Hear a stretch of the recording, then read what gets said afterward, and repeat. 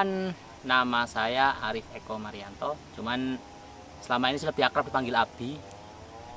Saya termasuk salah satu pemuda pribumi.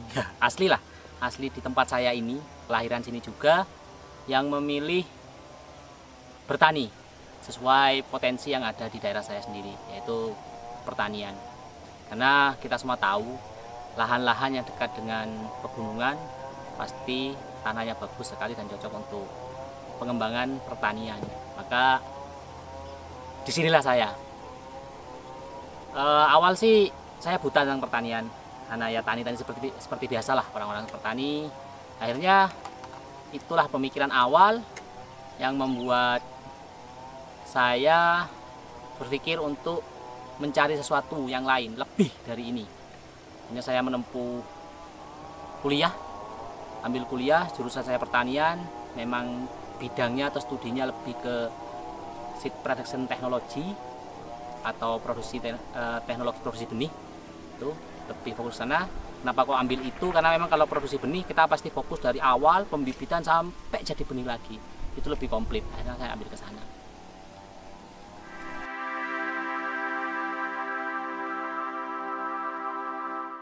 Enggak juga sih, kegarap lahan itu.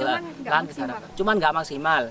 Terus aneh juga, orang desa, orang gunung, pekerjaan setiap hari tani, ngapain kuliah tani? Padahal prinsipnya gini, nyangkul nggak butuh kuliah. Nyangkul nggak butuh kuliah, tanam cabai nggak butuh kuliah. Prinsipnya orang-orang seperti itu selama ini kan. Dan aneh, kenapa kamu mau kuliah? Kuliahnya pertanian, kok nggak yang lain aja? Padahal waktu itu zamanku itu rata-rata orang kuliah ambilnya pendidikan, ekonomi, akuntansi. Kok saya nyeleneh ambil pertanian sendiri. Cuman saya melihat potensi lebih dibanding itu. Oke lah, silakan teman-teman yang kuliah ekonomi, yang akuntansi silakan. Tapi saya milih pertanian karena saya mikir daerah saya adalah daerah pertanian, daerah yang pertaniannya luar biasa. Maka saya langsung memilih pertanian itu untuk menjadi salah satu bekal saya nanti untuk membangun desa saya dari bidang pertanian. Resah ya, resah awal menempuh kuliah. Ternyata tani itu tidak sesimpel yang kita lihat. Bertani tidak sesimpel yang kita lihat. Banyak orang tani asal tani sudah, asal mupuk sudah, pestisida asal nyemprot, pokoknya diracun, pokoknya ini kan pestisida racun toh. Tapi ada aturan sendiri yang harus kita pakai. Disitulah saya dapat ilmunya. Oh, untuk membuat tanaman bagus, pupuknya segini. Untuk membuat tanaman OPT-nya terkendali, pestisidanya harus pakai ini. Disitulah saya dapat ilmu. Di tempat kuliah lah saya menimba ilmu untuk itu. Dan hari ini seperti yang dilihat saya aplikasikan di sini. Dan memang beda, bukan merasa saya lebih hebat dari petani yang lain, enggak.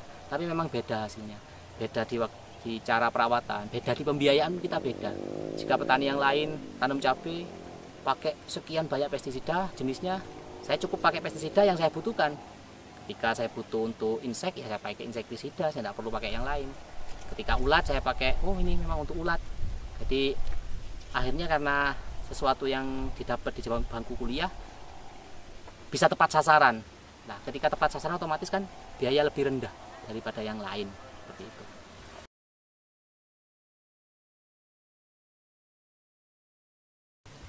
Kalau tanaman saat ini rata-rata kalau orang sini, asli orang sini pasti taninya itu sawi, gobis, wortel, sawi, gobis, wortel, cabai lah ada.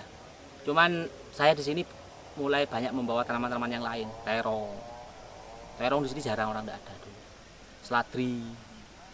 Terus zucchini seperti labu, yang ternyata di sini bisa. Di tempat lain tidak bisa, ternyata di sini bisa. Misal kayak terong selama ini tidak ada orang tanam terong, ya mungkin ada telah sedikit karena tidak tahu juga. Kita coba di sini luar biasa, potensi terong luar biasa, produksinya mudah, perawatannya mudah, hasilnya juga luar biasa. Tuh yang kita bawa dan tanam di sini sekarang. Seledri kita tidak ada orang yang mengkonvensionalkan pertanian seledri, hampir tidak ada di sini. Kita di sini memulai, kita coba tanam, dan ternyata ada dua keuntungan dari seledri itu. Itu juga saya sampaikan ke teman-teman petani lah, teman-teman di sini, ayo coba tanam seledri, biar nggak itu saja. Seledri kita bisa dapat 2. Kalau kita untuk benihnya bisa kita jual. Mahal juga harganya, perawatannya mudah, pestisida tidak perlu terlalu banyak. Daunnya juga bisa kita jual, harganya juga kalau lagi mahal bisa sampai 25.000, 30.000 per kilo. Kalau lagi mahal kayak gitu.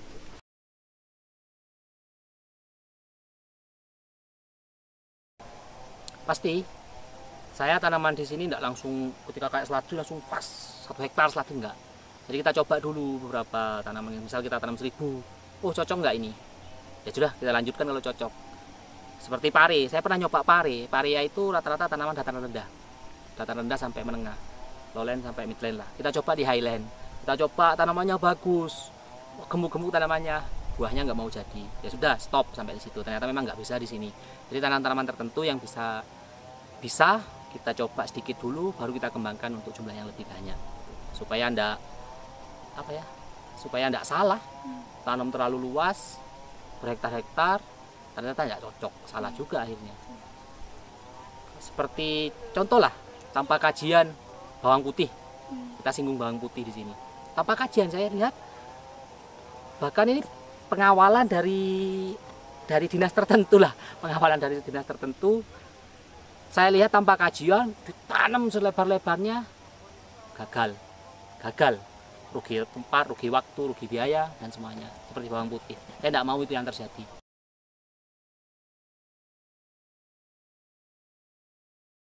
Ya ada yang pribadi, awal-awal sih pribadi memang dari kita sendiri, terus lama-lama kita kerjasama, kita menggandeng perusahaan. Saya tawarkan ke perusahaan, saya di sana punya lahan dengan potensi bagus, dan saya menjanjikan biaya produksi lebih murah, tapi dapat benih atau tanaman yang kualitasnya lebih bagus. Akhirnya ada perusahaan mau investasi ke kita, mencoba investasi, jumlah kecil waktu itu awalnya, karena mencoba, ternyata hasilnya luar biasa, bagus. Hasilnya bagus, luar biasa. Terus lama-lama perusahaan tertarik terus, dan sekarang hampir 60% lah itu investasi dari perusahaan yang membiayai kita.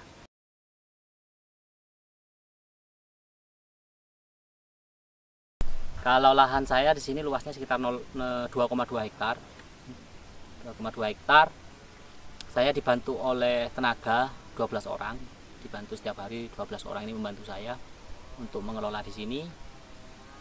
Dan ya dengan begitu minimal saya juga bisa memanfaatkan atau menggunakan tenaga-tenaga orang sini betul.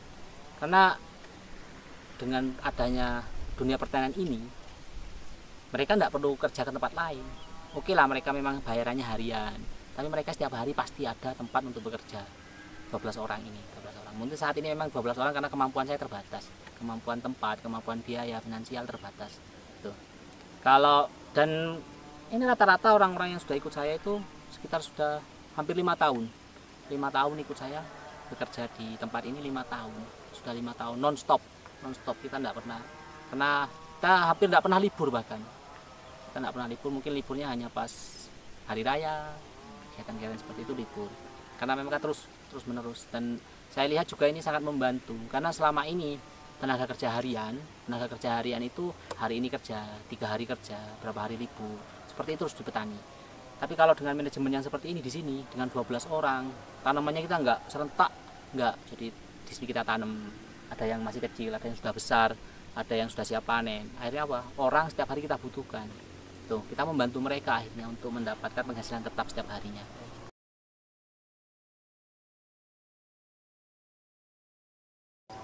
Jangan dulu orang menganggap pekerjaan yang keren itu jadi karyawan. Pekerjaan keren itu berseragam. Oke, keren memang. Tapi ternyata secara finansial, petani itu lebih dari segalanya. Yuk, saya ajak teman-teman muda yang mungkin sekarang masih muda-muda, jangan anti terhadap pertanian. Karena pertanian ke belakang, kalau menurut pendapat saya, selalu dibutuhkan. Tidak ada manusia tidak butuh terhadap petani. Itu peluang yang sangat besar. Kita silakan belajar di pertanian, terjunlah, kembalilah ke tempat kita masing-masing. Misal kita kuliah ke Bogor, kita ke Bandung, kemanapun terserah. Setelah ilmu didapat, pulanglah ke tempatmu, bertanilah. Karena potensi tani kita sangat luar biasa, supaya tidak impor terus lah kayak gitu. Padahal kita negeri yang kaya, tanahnya subur, hanya saya lihat pemudanya kurang greget untuk melakukan apa ya, untuk terjun di pertanian. Padahal potensi pertanian sangat luar biasa. Jadi jangan lagi menganggap bahwa kaum milenial itu tidak cocok di pertanian. Saya kira petani itu tidak harus kotor, petani itu tidak harus gitulah, kesannya jelek dan itu capek, panas-panas. Saya kira tidak begitu. Tapi kita lihat lagi, petani itu bisa keren juga. Saya keren nggak ya? Kayak gitu. Bisa keren juga, maksudnya keren karena bisa membangun daerahnya sendiri, bisa membangun tempatnya sendiri. Itu saya kira petani keren, bisa seperti itu.